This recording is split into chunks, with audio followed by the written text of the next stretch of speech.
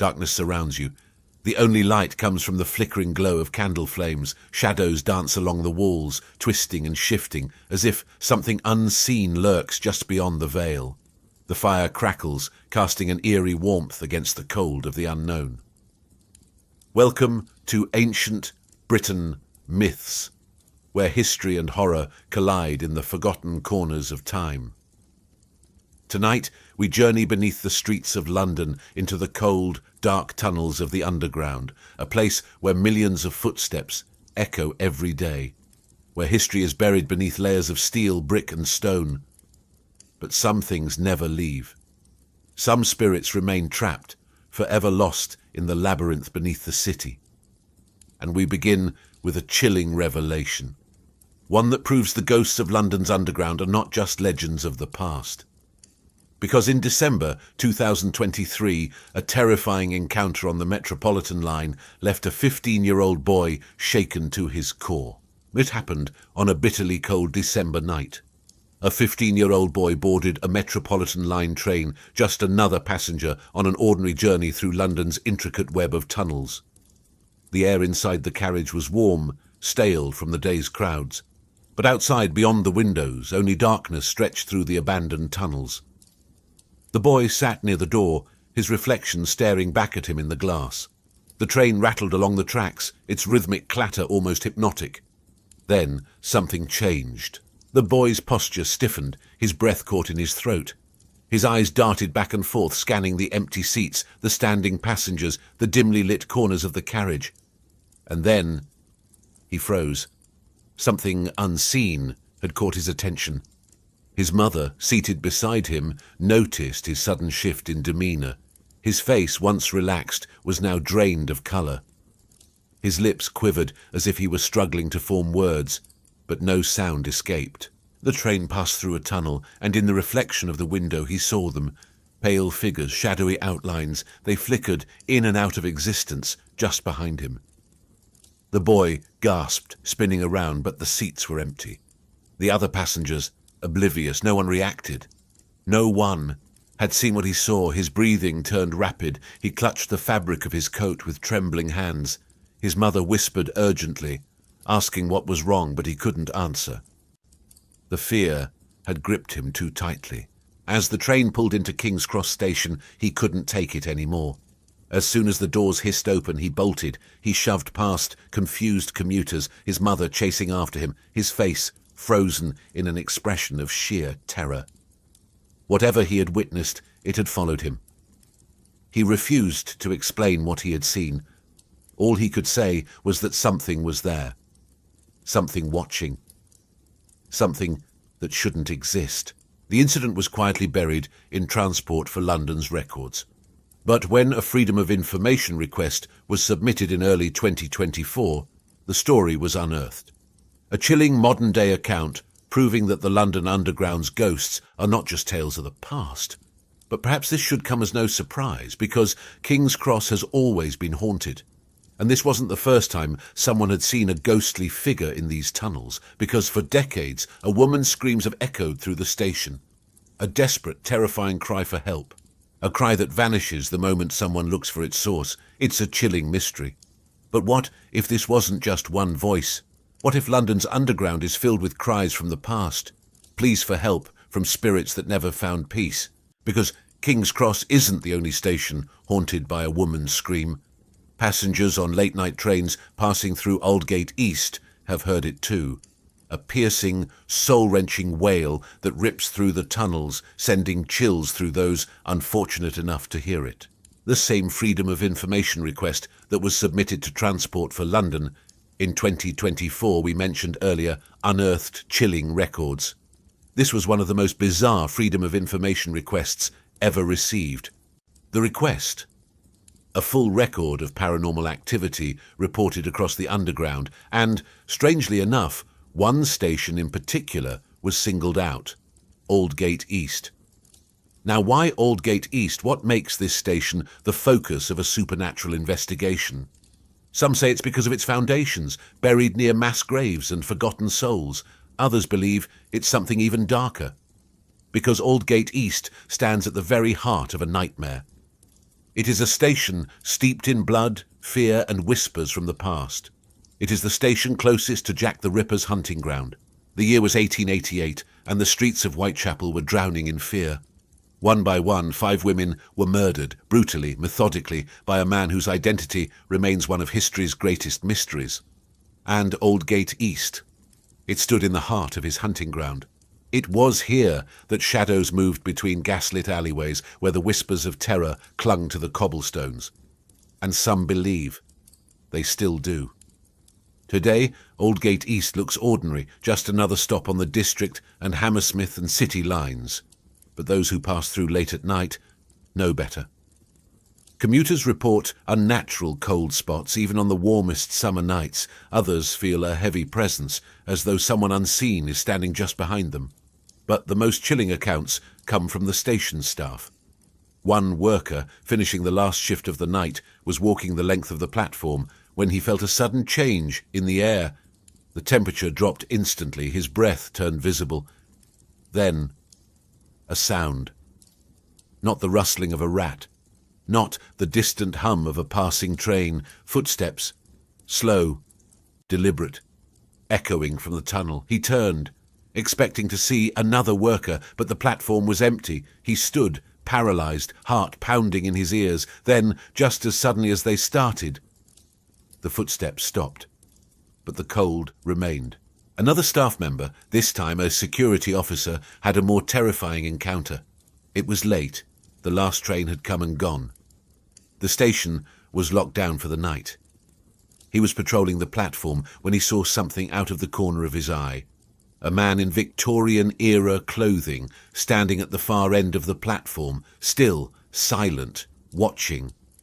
At first, the officer assumed he was a lost commuter. He called out, no response. He stepped forward. The figure did not move. Another step. The air grew freezing cold, and then the figure was gone. Not into the tunnels, not into the next carriage. Gone, completely vanished. The officer refused to ever work alone again. Aldgate East may be drenched in fear and tragedy, but not all underground ghosts are tied to horror. Some belong to history itself. In the heart of London's bustling theatre district lies Covent Garden Station, a place where the living and the dead still cross paths. For decades, station staff and commuters have spoken of a ghostly figure, a tall, well-dressed man lingering in the corridors. Some say he is just another restless spirit, but others, they know his name. This is the story of William Terrace, the phantom actor of Covent Garden. Covent Garden has always been a place of performance and spectacle. Its theatres have seen tragedy, romance and drama unfold on stage for over 2 centuries, but not every story ended when the curtains fell. Some continued after death. The year was 1897. William Terrace was one of the most celebrated actors of Victorian London, a leading man known for his charm, charisma and commanding presence on stage. But despite his stardom, he made one fatal mistake. He crossed the wrong man. Richard Archer Prince was a struggling actor. He had talent, but fame had always eluded him. Jealousy festered, resentment grew. And then, on December 16th, 1897, everything changed. That night, as Terrace approached the stage door of the Adelphi Theatre, just off the bustling streets of Covent Garden, Prince was waiting for him. With rage burning in his eyes, Prince stepped forward and before anyone could react, plunged a knife into William Terrace's back. Once, twice, 3 times. Terrace collapsed onto the cold pavement. He gasped for air, his hands slick with blood. He tried to speak, but his voice failed him. Within minutes he was dead. Prince was arrested on the spot, later declared insane and committed to an asylum. But some say William Terrace never truly left. Covent Garden Station was built years after Terrace's murder, opening in 1907, and yet his ghost was already waiting. It started with station staff.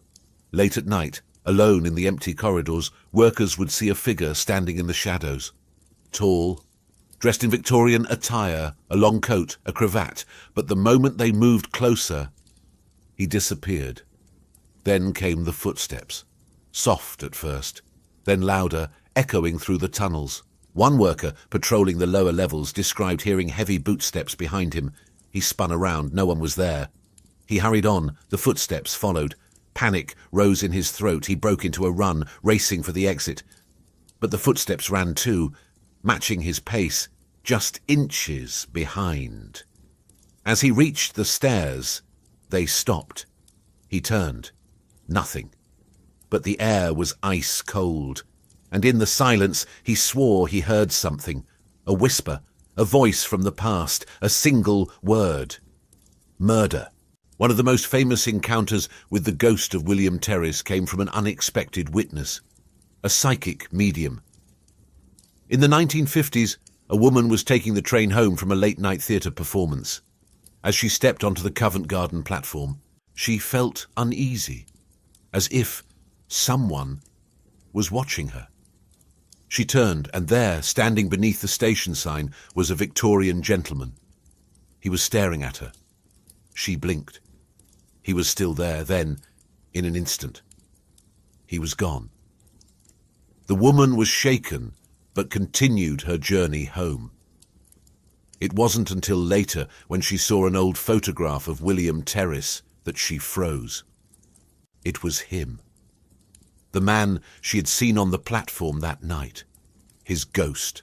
Theories abound about why William Terrace still lingers. Some believe it's because he died so suddenly, so violently, his spirit never moved on. Others point to the location. Covent Garden Station stands near the Adelphi Theatre, where he was killed. Perhaps his spirit wanders the tunnels, searching for the stage he never got to step onto that fateful night.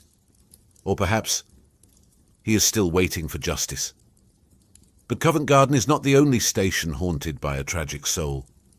A few stops away, deep beneath London's financial heart, another ghost walks. She's known by a name that sends shivers through even the most sceptical of commuters. They call her the Black Nun of Threadneedle Street. A woman drenched in grief, her shadow seen in the tunnels, forever searching for the brother she lost. A ghost tied to a story of betrayal, execution, and eternal mourning. She moves with purpose, but her face is hidden beneath a heavy black veil. Some say she is simply a trick of the dim light. Others, especially those who glimpse her up close, know better. Because when she turns, there is no face beneath the veil. This is the story of the Black Nun of Threadneedle Street, a woman whose grief was so profound even death could not end it. Bank Station is one of the busiest stops in London, a hub of movement, money and modern life. But those who rush through its corridors rarely stop to notice the shadows. If they did, they might see her. A solitary woman dressed entirely in black, moving silently through the tunnels. She does not speak, she does not stop, she only walks, forever searching for something or someone long lost. And if you make the mistake of following her, she disappears. Her name in life was Sarah Whitehead. She was not a criminal, nor a noblewoman, nor a vengeful ghost. She was simply a sister in mourning. In the early 19th century, Sarah's brother, Philip Whitehead, worked as a clerk at the Bank of England, just above what is now Bank Station. He was trusted, respected, but he carried a terrible secret.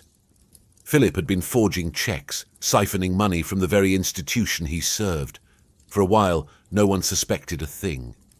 Until one day in 1811, when he was caught, tried and sentenced to death. His execution was swift, public, humiliating, final. But there was one person who never knew the truth, his sister, Sarah. When she arrived at the bank to visit Philip, she was met with cold stares and murmurs. No one wanted to tell her what had happened, but when she pressed for answers, the words finally came, "Your brother is dead." At first, she refused to believe it.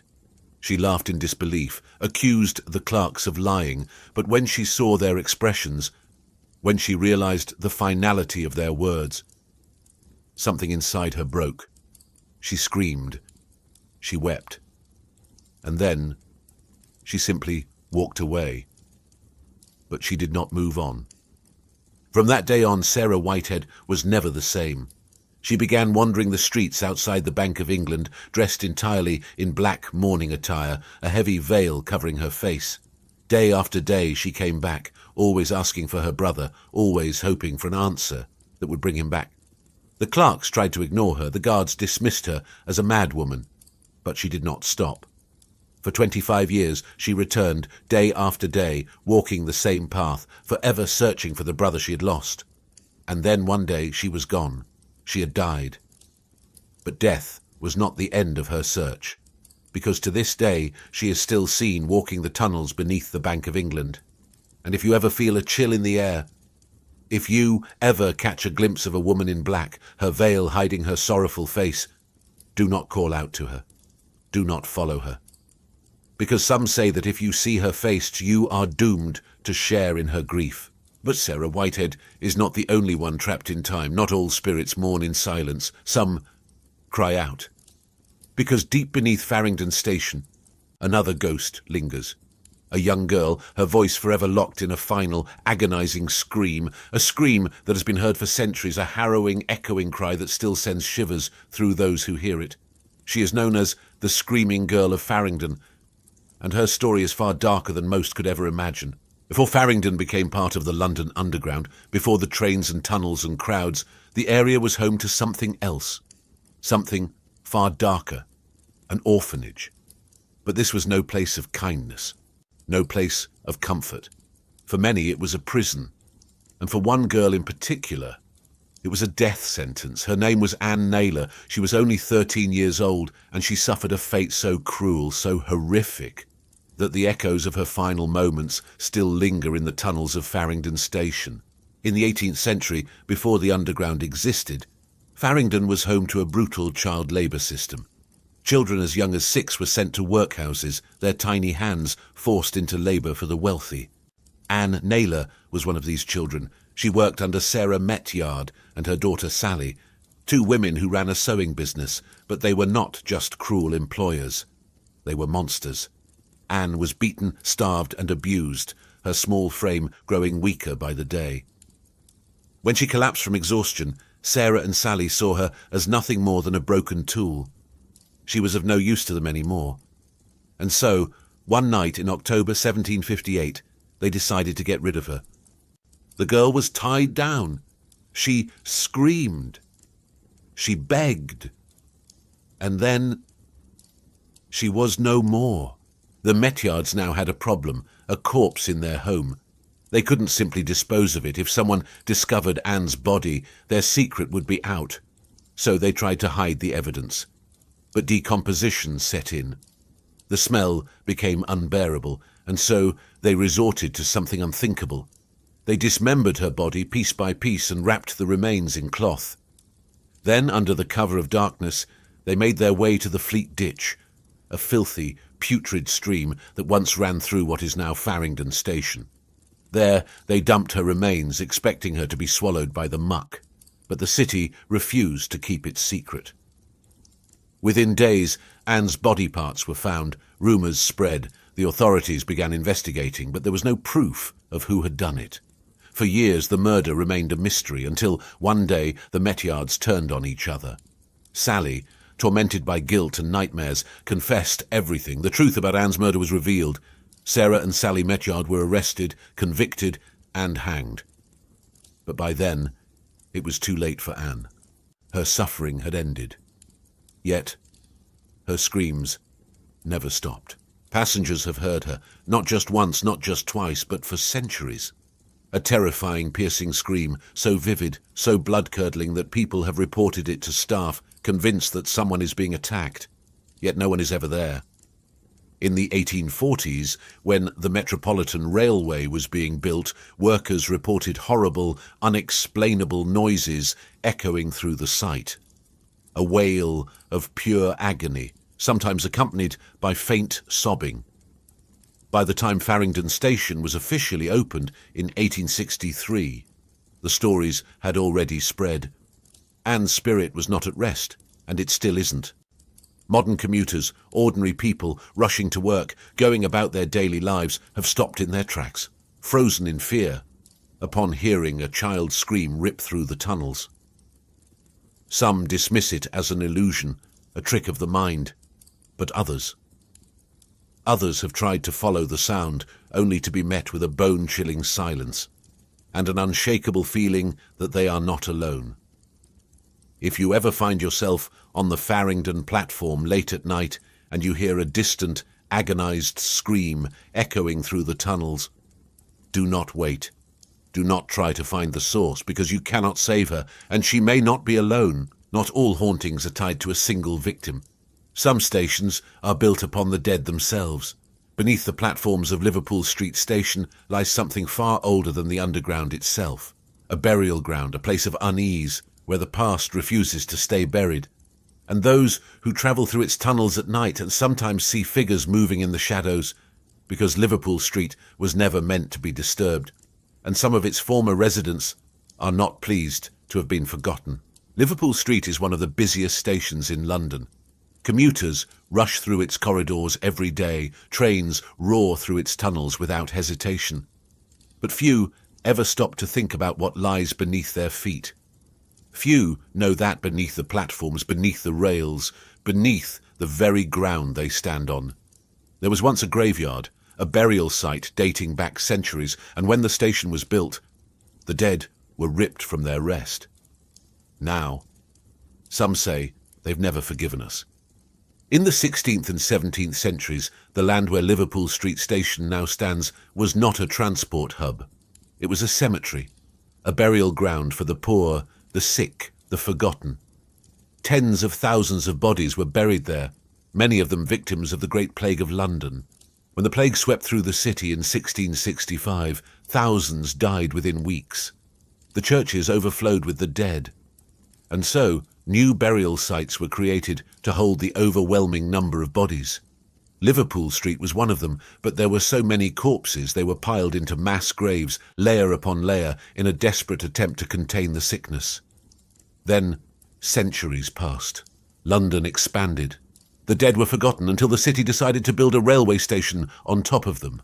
In 2015, during excavation work for Crossrail, construction teams made a chilling discovery.